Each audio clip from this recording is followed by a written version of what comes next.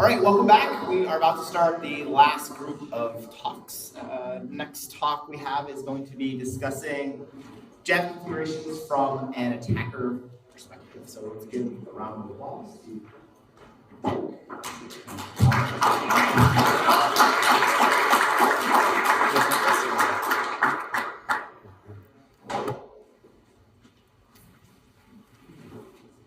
It's going to need to be higher than that. No, seems good. All right, cool. So, so an attacker's perspective on Jamf configurations. So what this talk is really about is how we compromised a macOS estate in roughly 5 minutes from the internet. And we'll tell you how we did that through this talk. So who are we? I'm Luke. I work for F-Secure. I'm an offensively trained consultant who likes macOS stuff. Yeah, good afternoon, everyone. For those of you I haven't spoken to already at the conference, my name's Calum. Like Luke, I also work in the kind of offensive side of security for F-Secure. I am from Scotland, so if you're on the stream, now's probably the time for subtitles, and if you're in the room, good luck. But Luke and I are kind of lucky enough to come out here from the UK. Obviously, been awesome working with Jamf on this kind of stuff. But we've got some pretty cool things we've been looking into for the past few months. And it all kind of stemmed off of one thing. Now, being a consultant, you have one huge advantage, and that is that you get to play around with a huge variety of environments. So we get sent on site every other week to completely different clients, testing out their macOS estate to see kind of how they're doing it and hopefully find some ways we can help them improve. So we've kind of broken it down to 3 types of estates we tend to find with macOS environments. So you tend to traditionally find kind of self-managed estates. So this is really common with developers, right? Developers are always wanting to kind of have full control of their devices and local admin privileges and effectively not having anyone telling them what they can and can't do. But the problem with that and the problem with self-managed devices is that you can't really enforce a certain security baseline. So you then run the risk that these end users aren't applying the appropriate security restrictions. Next, we've got a completely opposite side of that. And this is what we're seeing in companies like Google and Facebook, who have these incredible amounts of resources internally, some incredibly intelligent people. I think we've heard from a couple of the Google guys here this week, who you can tell they know their stuff. Internally, they have the ability to develop some pretty awesome tooling that allows them to develop really good custom environments. So both Google and Facebook have published a bunch of macOS tooling for deploying Mac devices within your estate, which is great. However, for those of you that are in consultancy, if you go and tell a financial organization that they need to go and create a custom environment and use Google and Facebook scripting to do so, or to develop their own, that's probably not going to end well. And as such, we have a kind of a third gap. We have a gap for something else to come in and fill that place. And that's where we get IT managed solutions. So IT management solutions are nothing new. We've seen them with Windows environments for years now. And specifically today, we're going to be looking into Jamf. Now, there is a kind of reason that we picked Jamf, which we'll go on to speak about in a second. But the whole kind of idea behind this is it allows administrators to manage both the devices themselves, the users that have them, as well as kind of ensuring some sort of level of security. So when Luke and I started looking into Jamf, started playing around with it a bit, we first went on their website and they have this quote up there, which the standard for Apple and the enterprise. Now, for the sake of honesty, the first time I saw this, I had a little giggle and thought that's someone being a little bit overly confident in marketing, perhaps. But then we actually started playing around with it a bit, and we started looking into it. We started seeing these environments, and the platform itself turned out to actually be pretty awesome. I mean, it's a testament to that. And we've seen IBM's chief technology officer speak at Jamf's conference for the past 2 or 3 years. We see Apple themselves use Jamf. If you go into an Apple store, you'll see all the devices that they have, the test devices, and these are all managed using Jamf. So when Apple's using Jamf software to do this sort of management, it shows that they're kind of doing something right. So as a kind of, obviously we want to get into the more in-depth stuff with this, but as a kind of quick background, These are the kind of 6 main pillars that hold up Jamf. You've kind of got deployment, so this is things like Apple's are using Apple's device enrollment program, ensuring that users get devices that are already enrolled within the Jamf Pro server, as we go on to speak about. We have device management, so if you want to set up certain things, so you want to set certain backgrounds for your users, for example, something pretty simple, you could do all this through their device management. If you want to provide your marketing team, all with Photoshop, you've got app management up there. It allows you to choose what software people can and can't use, and helps manage it as well. Perhaps one of the most important parts is inventory. I think if any of your administrators, you know that knowing what is on your network is one of the most crucial parts of any administrator's job. Self-service is a lovely little place for people to go and choose the applications, etc. that they want to have on their device. So it's a nice kind of centralized location that can be managed by your Jamf administrators. And last but not least, the security side of things.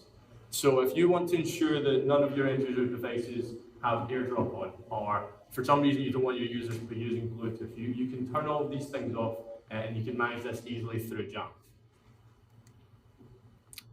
Cool. So we've got a little agenda, and we've got 3 parts to this presentation. So we're going to start off with an introduction into Jamf's internals, what all the different components are and how they interact with each other.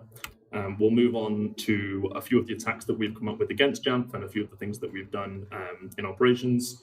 And finally, we'll move on to a demo of the tools that we've built to facilitate these attacks. So kicking off, these are a few of the components that I wanted to call out at the very start. Jamf has lots and lots of different pieces that all interact, but some of the most important ones are the software server itself, or the Jamf Pro server, and this is kind of the core administrative function for Jamf. If you're an administrator and you want to configure Jamf, this is where you would go. The devices themselves will check in and get instructions from this centralized server. There's an infrastructure manager component. Now, this is primarily used if you're using the SaaS version of Jamf, and we'll talk about that a little bit more in a second. But essentially, this sits in your DMZ and proxies LDAP traffic through your DMZ to any directory services that you have internally. We have the agent itself, and there's lots of different pieces that Jamf does to the device, installs launch daemons, things like that. But there's an agent that sits there and calls back to the Jamf Pro server periodically. It's also a command line utility you can use to do various bits and pieces. And finally, there's a self-service application, and this is kind of the main bit that the end users would see. It's a GUI application that they can use to install different scripts or different packages, applications on demand, really. So just as a visual reference, what are we attacking? So that's what the administrative side of things look like. This is the Jamf Pro server. And for the end users, they would see something a bit more like this with all their apps that they can install. So if we look at more of a traditional deployment, and this is where everything, all the different components are kind of inside the boundaries of the organization. So we have the Jamf Pro server itself, which is a Java-based application that runs on top of Tomcat. And this communicates typically to a MySQL server. We have all the macOS devices and our directory services. Active Directory is what we see most commonly, all sitting inside the organization. Jamf Pro can talk to the directory services and do various things. Primarily, this is either binding devices to the AD or using the already existing authentication controls inside that to facilitate things like SSO. And the devices themselves talk back to the server using HTTPS. And there's also not shown you can use APN and MDM to push down commands kind of more on demand using Apple's stuff. So now moving over to what we're seeing quite a lot of organizations move to cloud or SaaS. Primarily it's the same, apart from we have a new component here that sits in the middle, and that's the infrastructure manager I spoke about. And this just proxies that traffic through the DMZ to the AD that's sitting on inside the organization to do that type of thing. So obviously, like I said at the start, we're going to see a bunch of different environments, and we tend to find our clients start asking us these things as to whether they should be going for that traditional approach that Luke's just spoken about, or whether they should be moving to the cloud platform, Jamf's cloud. And at this point, it becomes quite difficult because it's the exact same argument we've been having with SaaS platforms since SaaS platforms became a thing. And I'm not going to bore you to death with this for too long, but some of the key comparisons and the key things that we tend to speak to people about is if it's on premises and it's that traditional deployment, you're responsible if something goes wrong. So if your Jamf server dies, it's on you to get it back up and running. So you need to make sure you have the resources to do so. There's also then, Luke mentioned there's MySQL server, there's Tomcat server, there's whatever operating system you're running that on top of. You need to make sure that you configure those things securely. So as an experienced administrator, this is probably not a difficult task. However, if you're just picking some Windows administrator out of the wild and telling them to go and set up a macOS estate, this might become slightly more dangerous. And then perhaps the most interesting side of things is who's going to ensure it's patched. We see Tomcat constantly, at least every year or so, being dropped to CVEs. We had Apache Ghostcat, Ghostcat hitting Tomcat only a few weeks ago. And this is something we're going to see reoccurring, and which is fine if you're patching. If you're patching your devices, it's absolutely fine, but you need to make sure you have the resources to do so. On the flip side, with cloud, how much control do I have? Again, if something goes down, you don't have the ability to go and fix it. The kind of flip side of this, you're relying on someone else to do so. But let's get to the real side of things. Apple's whole idea as a company, and something that they don't seem like they're going to be moving away from anytime soon, has always been end user usability. They've always cared most about making life easier for people. It's what Apple are all about. So surely that should at some point translate over to the administration of Apple devices. And that's where things like Jamf's cloud platform enables that. But then there's the last part of this, which is what's interesting to ourselves at a security conference. As soon as you put something up in a SaaS platform, just by nature, you are opening up an internet-facing attack surface. It's just the way it is. And now this isn't always a bad thing, but it's a risk you need to understand, and it's something we're going to talk about today. So, when you first get your Jamf server, you need to start enrolling devices, and there are lots of ways you can do this. Probably the most important one, and probably, if I may say so, the best way of doing so, is using DEPT, Apple's device enrollment program. This is something Apple themselves are pretty awesome for. It means that when these devices are deployed to your users, they're already pre-set up with your environment. There is no gap between being managed by yourselves and the user having the device. But that only really works if you have a new environment or if you're deploying Macs for the first time. What if you're an organization that wants to start enrolling devices you already have? And that's where we have things like self-enrollment. So somewhere that your users can go and authenticate and say, I want to enroll my device with this Jamf Pro server. And that's where we get self-enrollment. Now, the quick add package is something that can be quite often used by self-enrollment. It's a package that gets dropped onto the disk, the user installs it, and it installs Jamf and enrolls the device. This is also what Recon uses. The Recon, which is part of the Jamf administrator suite, relies on SSH, so it allows you to put in, say, subnet and enroll every single device on that subnet, as long as you know each SSH credential for that device. Now, the danger with that is it's probably quite likely to suggest the use of kind of shared local administrator credentials, but we'll go on to talk about this stuff a bit later in the presentation. So, to lots of different daemons, launch agents, things like that, but primarily the Jamf agent is what we're interested in.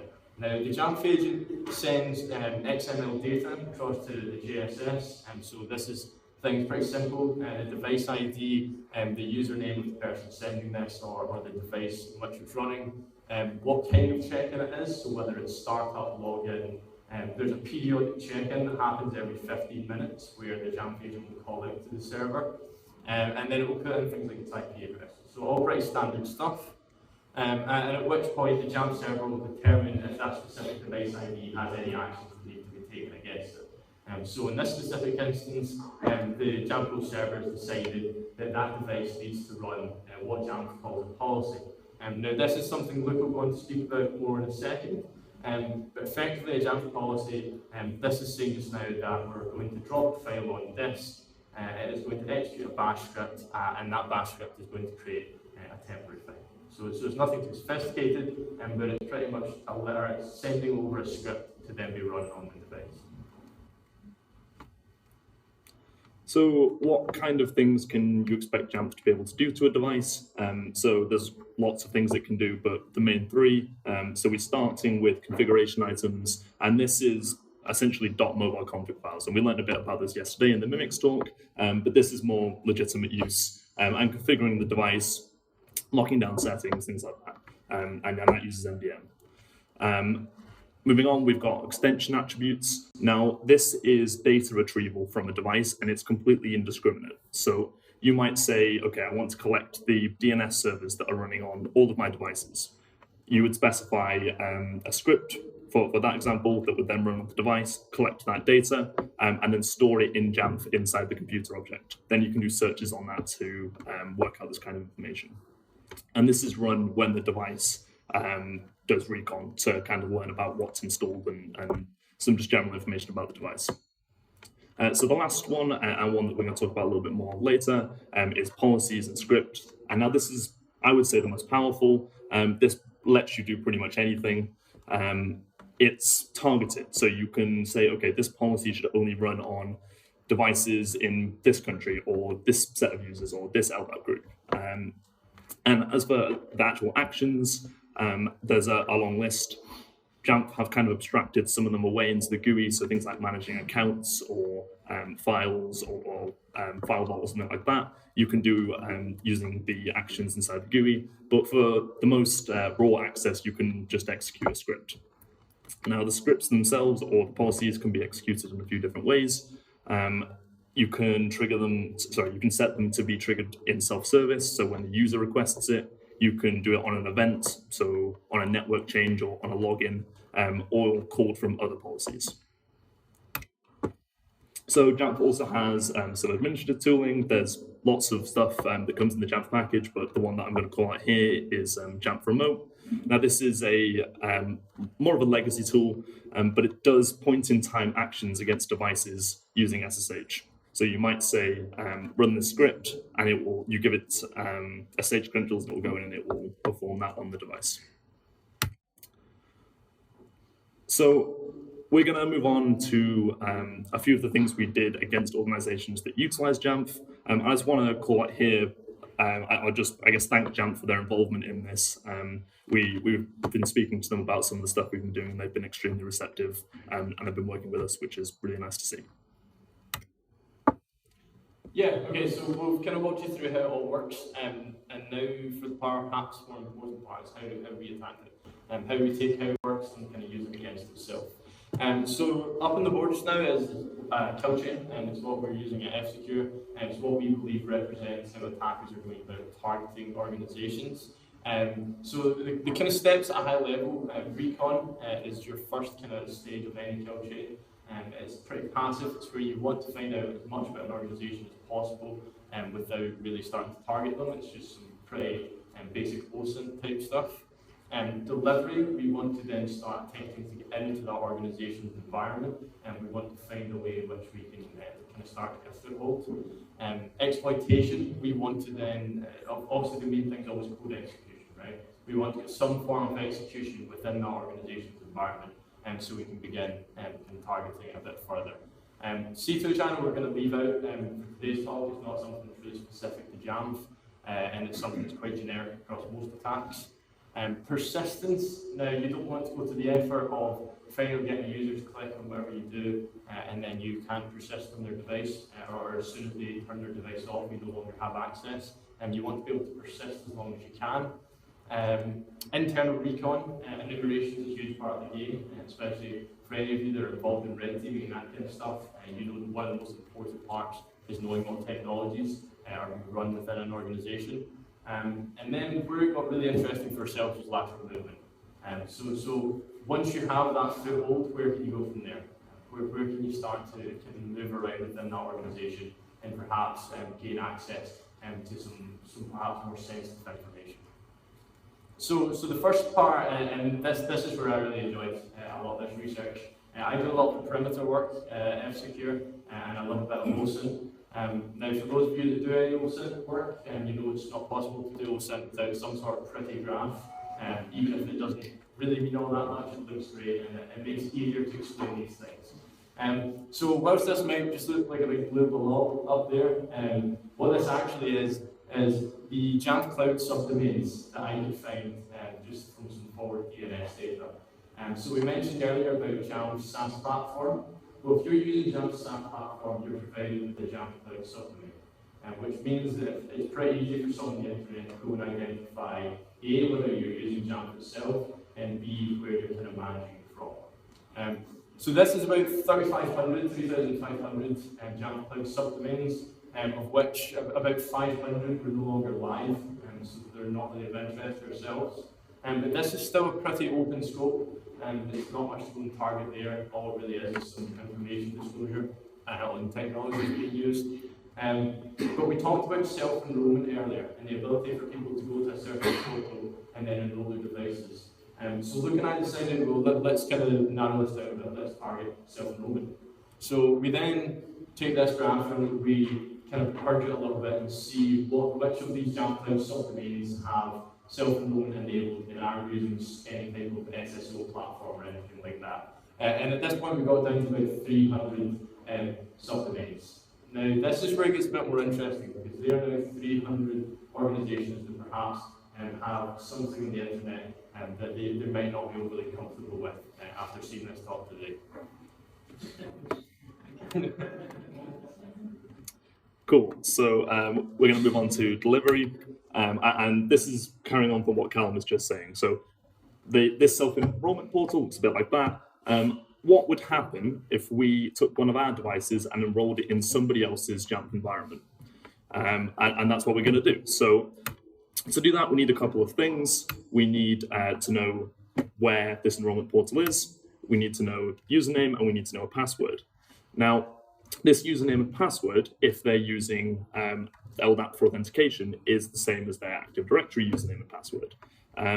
So we have this thanks to the DNS stuff that Calum's just been talking about. Finding usernames isn't particularly difficult. We can search for the domain itself and try and find emails to kind of get that username, and use LinkedIn to get a list of employees that work for that company. And then it brings us to finding the password. So how do we get a list of username and passwords that are valid for an organization's Active Directory? So we could use public data breaches, but we can actually just do something a little bit more specific to Jamf. Now, if you go to this enrollment portal, as I said, this is linked straight off to LDAP. And I think it's quite important to note here that you can configure this to only allow enrollment for specific groups. While it's possible, I haven't actually seen anybody do it yet. So you can make a web request to this, and this is on an authentication oracle. So you give it username, give it a password. If it's a 302, it's a successful authentication. If it's 200, it was not. So we can use this, we can password spray, and we can get a list of valid credentials. It's worth noting here that because this is kind of just like raw LDAP going through, things like account lockouts are in play here. So horizontal over vertical if you don't want to go locking out somebody's accounts. So what does this actually do? I told you that what we were going to do is get a foothold inside an organization's environment. But if you've been listening, that's not actually what we've done. We've actually given the organization access to one of our devices, which might seem a little bit odd. But what we've actually got now is all of the client's apps, and maybe we can look for vulns in those. We've got all of their files. Think templates, for example, could be pretty good for phishing. And in quite a lot of cases, we have things like VPN configs. And this attack specifically is a precursor to some of the stuff we're going to be talking about in a little bit. So moving on to the next stage, we have exploitation. And this is, as Calum was saying, getting code execution. So there's nothing too fancy here or new. This is essentially just calling out that Jamf, by nature, is code execution as a service. The whole point of it is to execute code on devices. So if you do get access to the JSS, either via the web UI or access to any underlying component, you can execute code on all of the macOS devices. Something a little bit more specific that I've seen people that they don't quite understand this the same way, is that extension attributes are also executing code. So specifically that permission there, extension attributes, that's like create, read, update, and delete. This doesn't give access to the extension attribute objects, fields on the computer objects. This lets you change how extension attributes are configured. So if you have this permission, this is code execution. So I've seen quite a lot that people will set this on accounts thinking that's not super privileged, you can only just update the computer objects, but no, this is complete code execution. So we talked about persistence. Now persistence is an interesting one because we know about lots of ways in which we persist on a macOS device. However, we're starting to see lots more tooling picking these things up. We've seen some pretty awesome stuff like Objective-C, and most EDR solutions these days are picking up launch items and things like this. So we wanted to take a look at Jamf and see if Jamf itself has anything that's perhaps a little bit less likely to be picked up by detection solutions. And we ran into something called offline policies. Now we mentioned at the start, you can have on-premise Jamf servers, and that's how it's set up. Now obviously that means that you can only communicate really with your Jamf server if you're within your corporate network. So you authenticate, or if you turn on your device and it's not able to communicate with that Jamf server, it's not able to kind of pull down any policies or anything like that. And as a result, Jamf have created something called offline policies. So when this policy is pulled down, it has a flag within the XML request that says that the policy is to remain offline, and the Jamf agent will save it to disk within an offline policies folder. Now, what this means is if this is sitting on disk and you're an administrator on that device, which we tend to find we are quite often on macOS engagements, for those of you that have ever done those kind of tests, it's not overly difficult to get local admin privileges.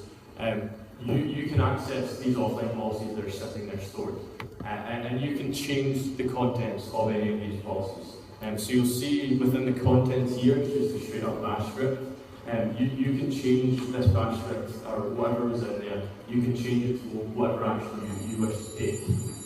So in this instance, we'll put a nice little reverse shell. Every 15 minutes, it's going to try and spawn out and kill out this pass out this reverse shell to our device. On startup, this is also going to run, and this will only be overwritten. This script will only be overwritten once that device can communicate back with the Jamf Pro server.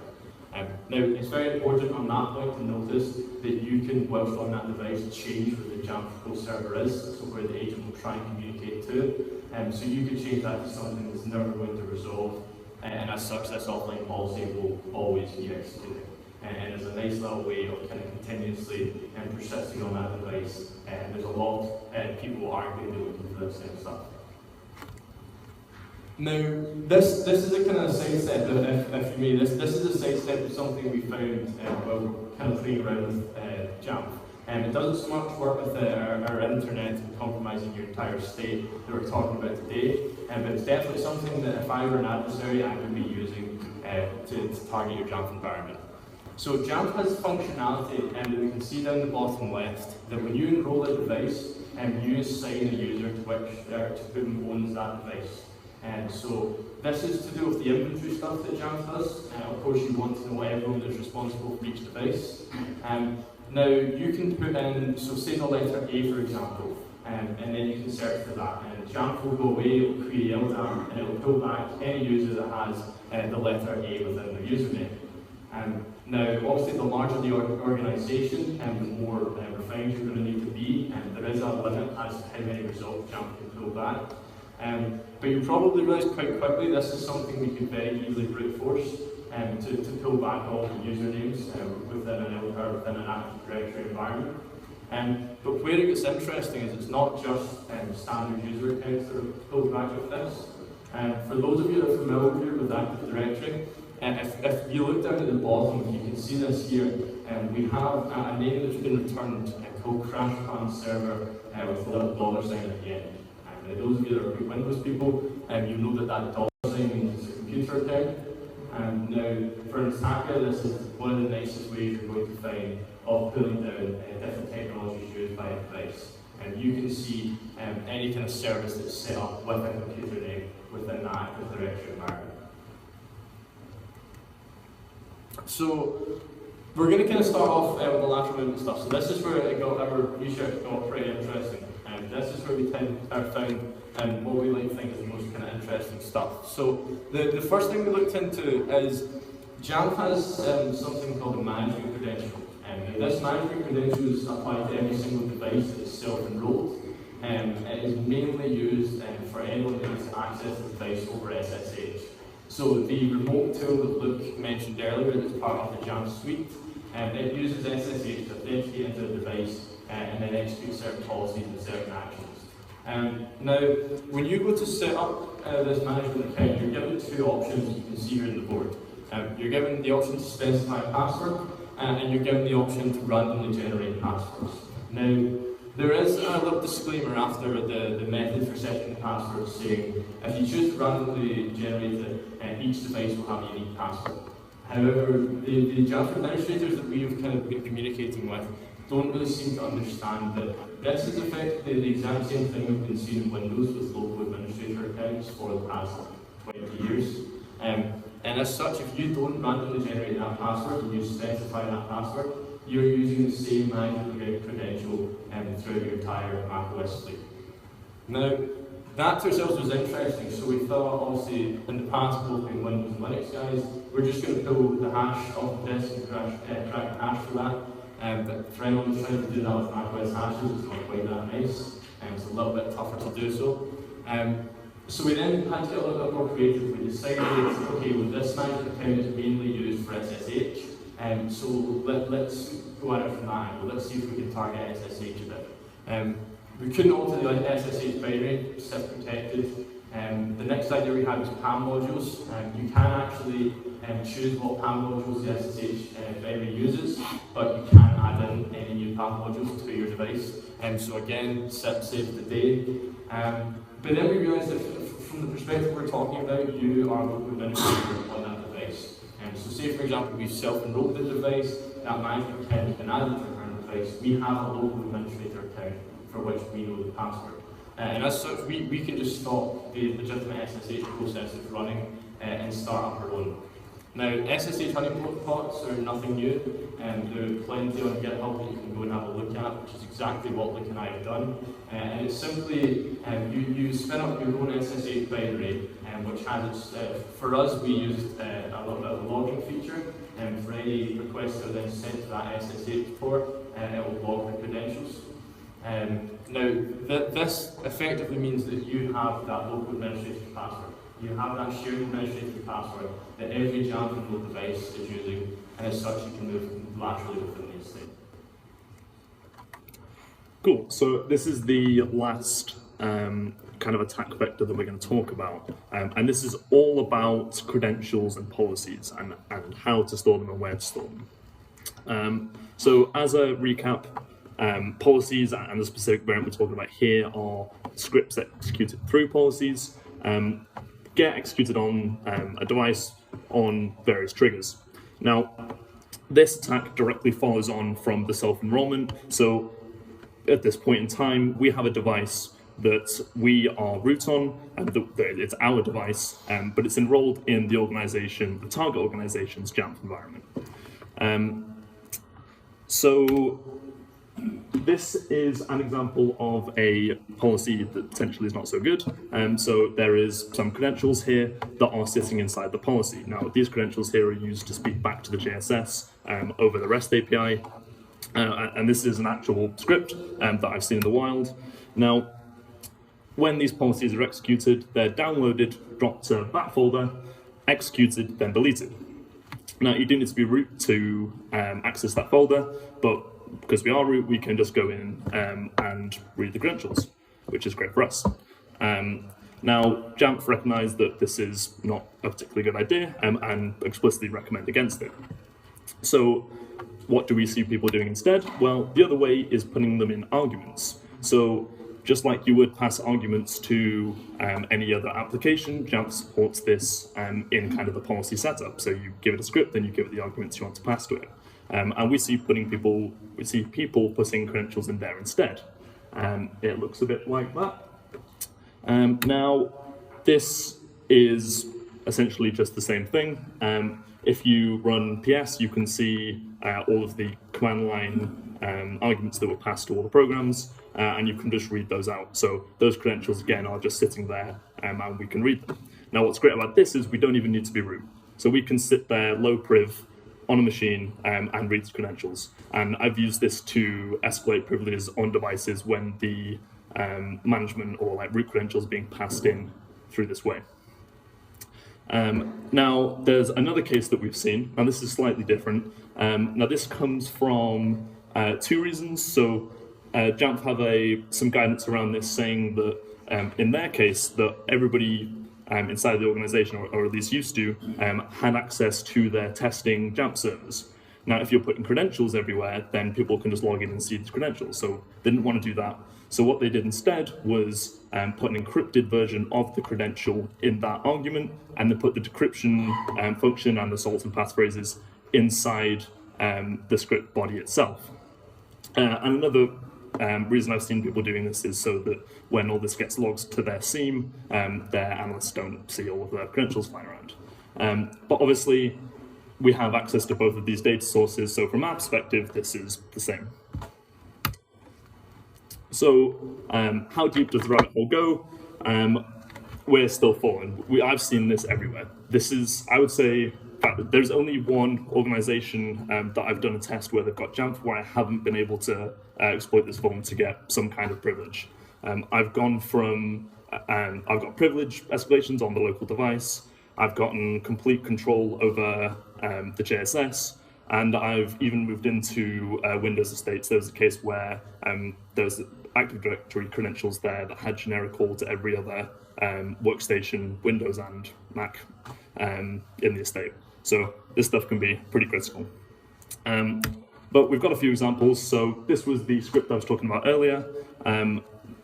You could pass it in via arguments or just stick it in the script itself. But this is just a random GitHub script.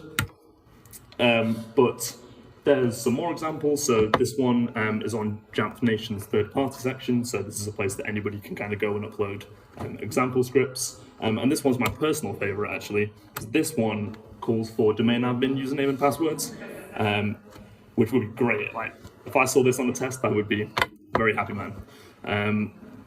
But we've got a few more. So I mentioned at the start, obviously, IBM for a huge involvement with Jamf.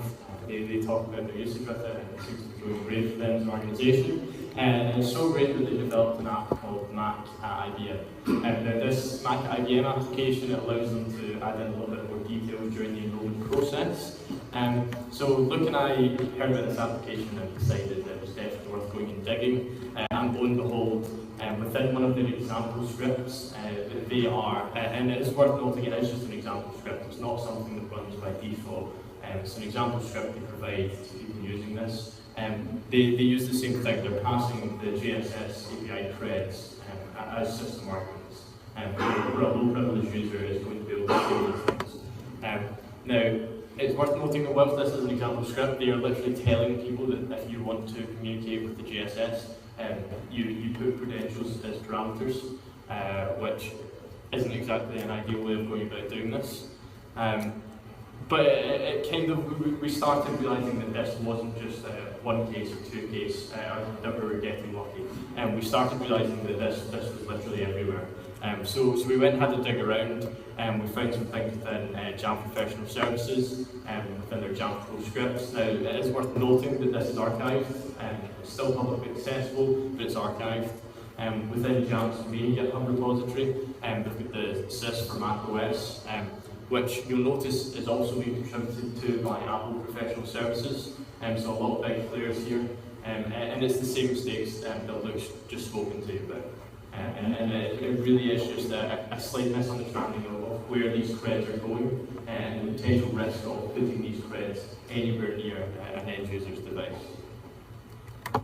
And last but not least, for those of you that have actually ever managed a Jamf environment, you'll know that it provides you with templates. So, for example, CrashPlan, which is a backup solution, and there are around 20 templates provided within the Jamf Pro server. we went and had a look at these, and lo and behold, within these templates, they've got a nice little placeholder for administrator credentials to the crash plan server. Now, I don't know about yourself, I wouldn't really want to be dropping those administrator credentials on every single end user's device within my macOS environment. It is worth noting actually about those credentials that there is RBAC, so you can configure them to do different things. So potentially they could be read-only to the JSS, but I guess from our experience, there's always something there that gives you some kind of goodies. So this is our tool. We're going to be releasing this probably towards the end of next week, maybe a little bit later. It's got 4 main scripts in it. It's got, to kind of facilitate some of the attacks we spoke about, we've got a tool that goes and does the password spraying. We've got a tool that does the user object enumeration. We've got a tool that sits on the device itself and it looks for policies that are executing either via process, by looking at process arguments, or by listening inside that directory and pulling out those scripts that are being dropped there. And then we also have a tool that if you do get some kind of credentials to the JSS, will go in and dump whatever it can to disks, then you can just kind of grep through, and it makes it a little bit easier to try and find more stuff. So we've got a full demo of this, and this will demo the end-to-end attack that we've been speaking about, and this is almost identical to something that we've done in the wild. So to start with, we are going to use Jamf Sniper to take a list of users and a particularly bad password, and password spray against the JSS, and we will get some hits. Yes, there's nothing here that we've not observed any kind of raid limiting or anything like this when attacking these Jamf servers, or sorry, Jamf servers. This is something that we're directly hitting their Active Directory environment, and we've not observed any kind of restrictions on that. So now we've got valid Active Directory credentials, we can move on and enroll our device. So we download the package and we install it. Obviously this is our device, so we are local admins, so we can go ahead and do that.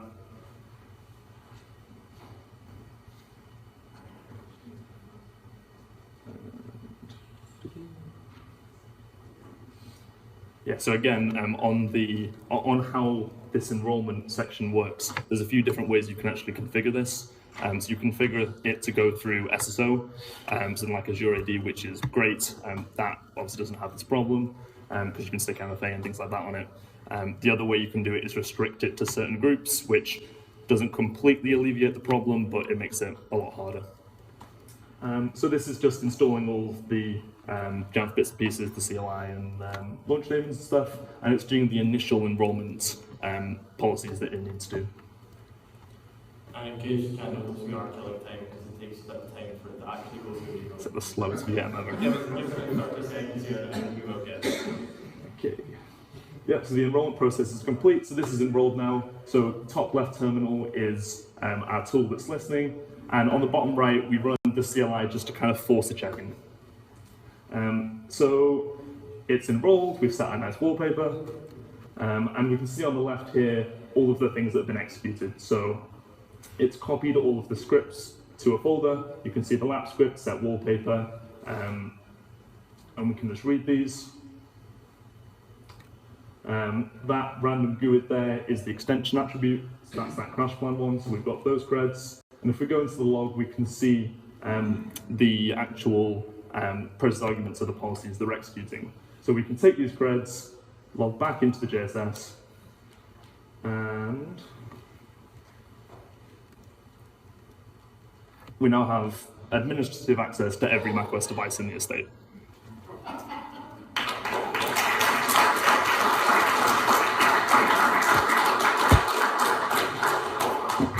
Thank you very much. Any questions? Yes? So, having gone through all of Jamf's training, they basically knew that this is how you have to do it if you need to do it, but you probably shouldn't be doing that. Has there been anything coming out of that about Jamf themselves changing the API implementation to some other method? So nothing specific, like no specific changes at the moment, but it's something that we're working with them to implement recommendations for. Yeah, I think probably the main thing we've noticed is how quickly Jamf reacted to this. And normally you tell an organisation that you're planning on speaking about attacking them, and they go on the defence. And for us, straight away we had Jamf coming and asking us a bunch of questions. So I'd imagine that they'll be looking at this. Yeah. I work at Jamf. We have a new API. The API is being completely revamped, and the new API is all open now. So we won't have this attack vector at that point because it won't need credentials. This is the benefit of having lots of Jamf people. It's available now. It's not nearly as much now because we call this one a classic API. Yep. The one is the Jamf Pro API, the JCAPI. It doesn't have all the same features yet, but once it is feature complete, then there won't be a reason to use the classic API anymore. Any other questions? What was the answer? The answer there is that they're currently working on a new API that's they're already developing some functionalities available. It's just that there's certain legacy things that the old API is still there for, or the current API is still present for. Anyone else? Cool. Thank you very much. Thanks, everyone.